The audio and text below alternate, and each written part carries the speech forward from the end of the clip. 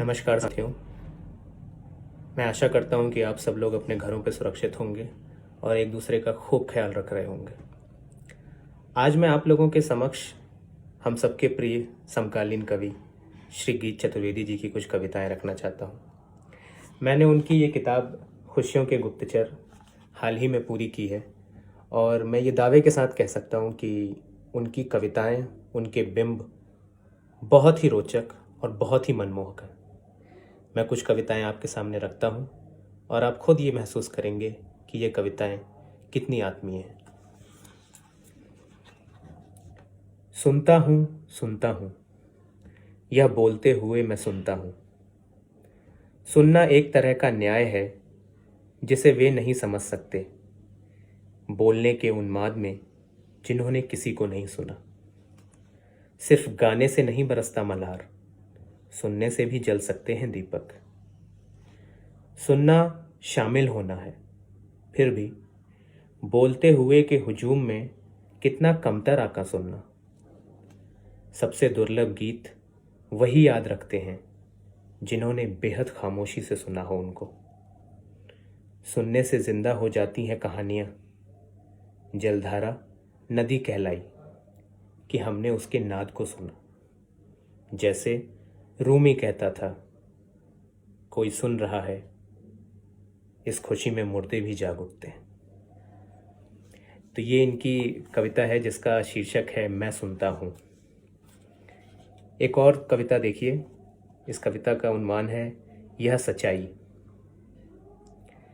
सिर्फ पत्थर जानता है कि वो उन हाथों से कितना डरता है जो मासूम सिरों को निशाना साधते हैं।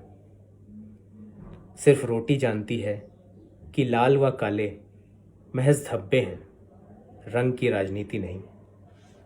सिर्फ किसान की आंखें जानती हैं किस बादल में कितना पानी। तारों की असली तादाद नींद में मुस्कुराता बच्चा जानता है। सिर्फ मेरी दादी जानती थी पृथ्वी चलते हुए कितना कांपती है। तो आप देख रहे हैं कि किस तरीके के बेहतरीन बिंब इस सभी रचनाओं में मौजूद हैं। आइए एक और रचना आप लोगों के सामने रखता हूं। मेरा जीवन मेरे ईश्वर व मेरी सरकार के लिए एक प्रयोगशाला है। मेरा दिल एक ब्लैक होल है। मैं शर्मिंदा नहीं होता यह जानकर कि मेरा अंधकार कितना गहरा है। फटने की प्रतीक्षा करते एक हथगोले से आवाज निकलती है सहसा, यात्रीगण कृपया ध्यान दें, ईश्वर सो गया है। दुनिया ऑटो पायलट मोड पर चल रही है। उम्मीद और सीट बेल्ट कस के बांध लें, और यह धरती जैसी है वैसी ही रहेगी। जो इसे स्वर्ग जैसा देखना चाहते हैं वे अपनी इच्छा पूरी करने के लिए कृपया मर जाएं। तो इस पुस्तक में 81 कविताएं हैं जिन्हें गीत जी ने अलग अलग करके 4 खंडों में बांटा है।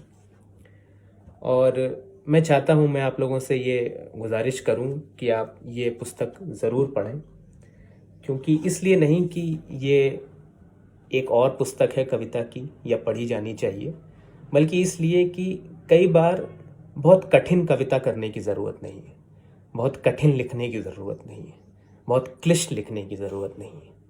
कई बार सरल ही काफ़ी है। धन्यवाद।